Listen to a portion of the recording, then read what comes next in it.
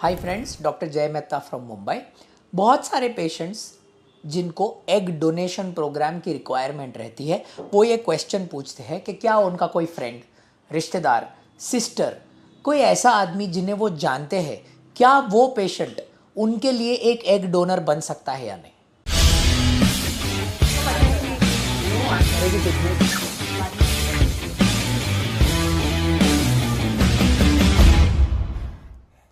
Guys ध्यान रखिए, egg donor का जो प्रोग्राम है वो बड़ा लीगल प्रोग्राम है। अभी एक ही क्राइटेरिया गवर्नमेंट ने मेंशन किया है कि age has to be more than 21 years.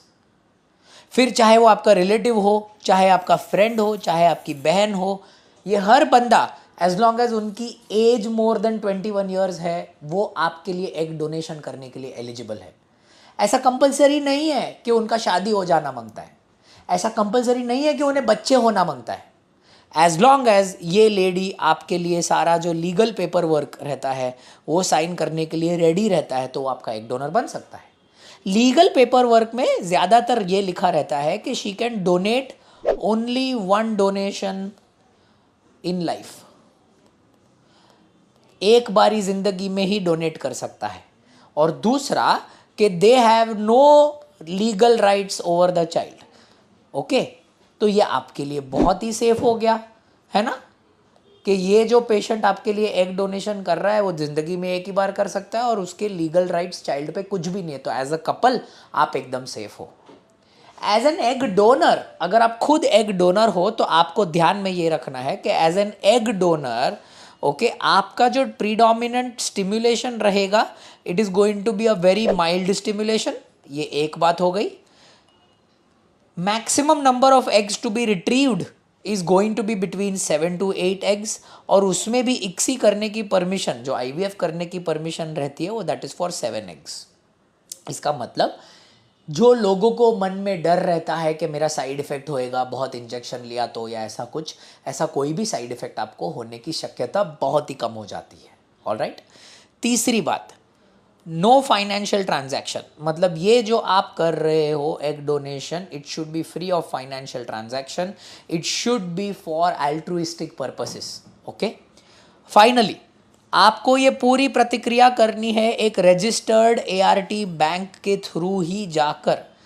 अगर कोई नॉन रजिस्टर्ड बैंक में से आप ये ट्रीटमेंट करवाते हो तो वो ट्रीटमेंट आपके लिए जायज़ बात नहीं है।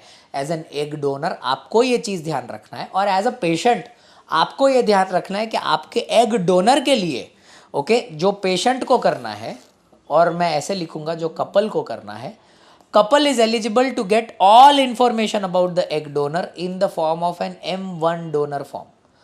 वो M1 एक डोनर फॉर्म रहता है जिस पे एज अ पेशेंट आपको आपके डोनर का सारा इंफॉर्मेशन मिलता है। आप डोनर को मिल सकते हो, देख सकते हो, बात कर सकते हो, आपको जो करना है कर सकते हो, उसमें कोई प्रॉब्लम नहीं है। और दूसरा बात जो एकदम इम्पॉर्टेंट है, जो आपको ध्यान रखना है, दैट इज कि आपके डोनर के लिए you are supposed to buy insurance coverage for a year.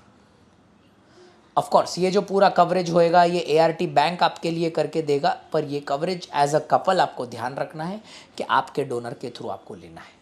Okay, इसके ऊपर भी थोड़ी फॉर्मेलिटीज़ है, लीगल फॉर्मेलिटीज़ में एफिडेविट्स और वो सब बनती है, पर वो सारी फॉर्मेलिटीज़ का ध्यान एआरटी बैंक और लेवल 2 एआरटी क्लिनिक जो रहेंगे ये दोनों आपके लिए ध्यान रख के देंगे। एज अ कपल आपको कुछ ज़्यादा उसमें करना नहीं है। देखिए गाइस, ध्यान रखिए, fortunately because of the law ये प्रोग्राम थोड़ा टफ है पर सेफ है।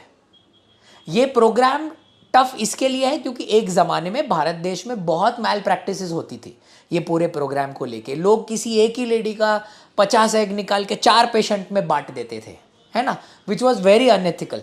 इसीलिए गवर्नमेंट ने ये पूरा चीज़ को स्ट्रीमलाइन करने के लिए ये लॉ लाया है। और एक चीज़, बहुत सारे ऐसे देश हैं जिसमें एग डोनेशन करना अलाउड ही नहीं है।